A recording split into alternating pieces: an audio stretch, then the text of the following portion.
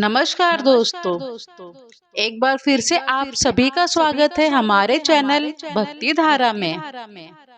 आज की इस वीडियो में हम आपको करवा चौथ की कहानी सुनाने जा रहे हैं। बहुत समय पहले की बात है। एक गांव में एक साहूकार था और उसके 7 बेटे थे और एक बेटी थी जिसकी नई नई शादी हुई थी। सेठानी ने सातों बहुओं सहित कार्तिक कृष्णा चौथ को करवा चौथ का व्रत किया। उस लड़की के भाई हमेशा अपनी बहन के साथ भोजन करते थे। उस दिन भी भाइयों ने बोला, अरे बहना, चलो भोजन ग्रहण करते हैं। तो बहन बोली, नहीं भैया, आज मेरा करवा चौथ का व्रत है, इसलिए जब चांद निकलेगा तब मैं खाना खाऊंगी।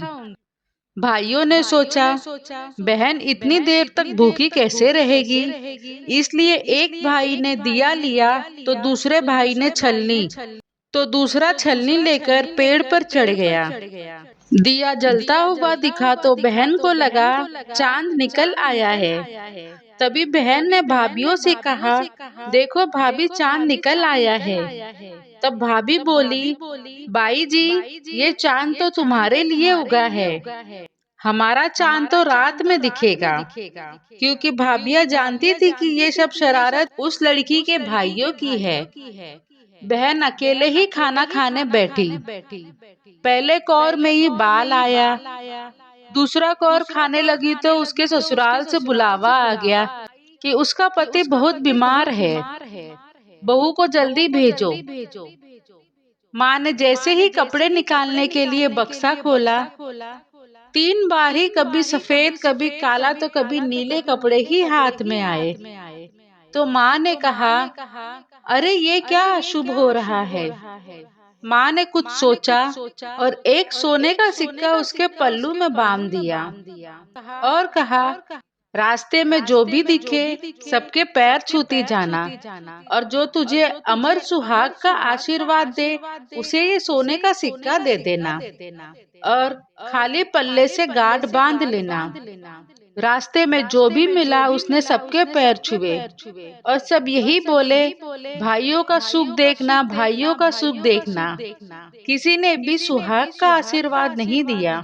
ससुराल के दरवाजे पर पहुंचने पर आंगन में एक छोटी लड़की मिली तो उसने उसके पैर छुए।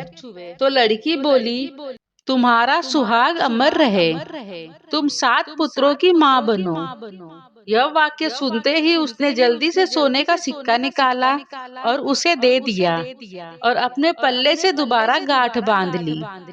अंदर गई तो पति मरा पड़ा था। बहू ने अपने मरे हुए पति को जलाने के लिए नहीं ले जाने दिया और बोली, माँ, मुझे अलग से एक झोपड़ी दे दो, मैं वहाँ अपने मरे हुए पति के साथ रहूंगी, लेकिन मेरे पति को कोई जलाएगा नहीं। मेरे पति ऐसे नहीं मर सकते। सास रोज बची कुची रोटी अपनी छोटी बेटी के हाथ भिजवा देती और कहती, करवा ले, करवा ले, भाइयों की प्यारी करवा ले, दिन में चांद देखने वाली करवा ले। थोड़े दिन बाद माघ महीने की तिल चौथ आई। वह बोली, मेरे उजड़े हुए सुहाग को वापस लौटाना होगा माँ, मेरे पति को जिंदा करना होगा। मुझे मेरी गलती का पछतावा है, मैं आपसे माफी मांगती हूँ। तब चौथ माता बोली, मैं भला कौन होती हूँ तेरे पति को जिंदा करने वाली। बैसाख माह की बैसाखी चौथ आएगी और वह ही तेरे पति को जिंदा भी करेगी। इसी तरह बैसाखी चौथ आई। चौथ माता बोली, नहीं पुत्री, मैं कुछ नहीं कर सकती। भादवे की चौथ आएगी और वही तुम्हारे पति को जिंदा भी करेगी। कुछ महीने बाद भादुड़ी चौथ आई और फिर चौथ माता उतरी और वही सब बातें कहने लगी। तब उसने चौथ माता के पांव पकड़ लिए। चौथ माता बोली, पुत्री, तुझसे कार्तिक की करवा चौथ माँ नाराज है और वही तुम्हारे सुहाग को जिंदा करेगी, इसलिए कह रही हूँ कि तू उसके पैर मत छोड़ना, क्योंकि वही तेरे पति को अमर कर सकती है।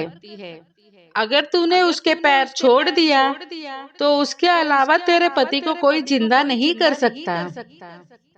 कार्तिक का महीना आया, स्वर्ग से चौथ माता उतरी।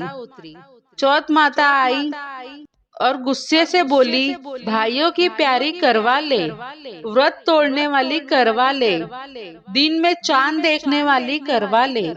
तब साहूकार की बेटी ने माँ के पैर पकड़ लिए और विलाप करने लगी, हे चौथ माता, मेरे सुहाग मेरे व्रत भंग करने की वजह से उजड़ा है।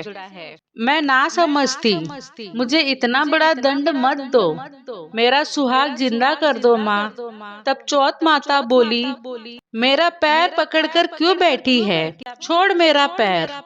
तो वह बोली, मेरी बिगड़ी हुई आपने ही बनानी होगी माँ, मुझे सुहाग देना ही होगा माँ, क्योंकि आप जगत की माता है, आप सबकी इच्छा पूरी करने वाली है माँ।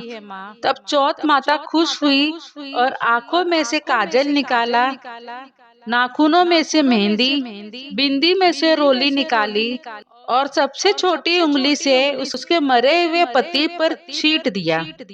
छींट देते ही उसका पति उठकर बैठ गया और बोलने लगा, मुझे बहुत नींद आई थी, बहुत दिनों बाद आँख खुली है। बहू बोली, अरे आप जिंदा हो गए, आप पिछले 12 महीने से नींद में थे, मुझे तो चौथ माता ने सुहाग दिया है। चौथ माता की जय हो, चौथ माता की जय हो। पति बोला, क्या चौथ माता ने मुझे जिंदा किया है, चौथ माता की जय हो।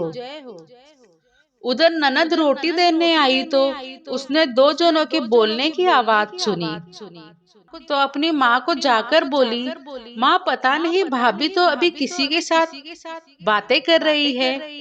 तब सास ने जाकर देखा तो बहू और बेटा दोनों जीम रहे हैं और चौपड़ पासा खेल रहे हैं। यह देखकर सास बहुत खुश हुई और पूछने लगी, अरे ये कैसे हुआ, मेरा बेटा तो मर गया था ना।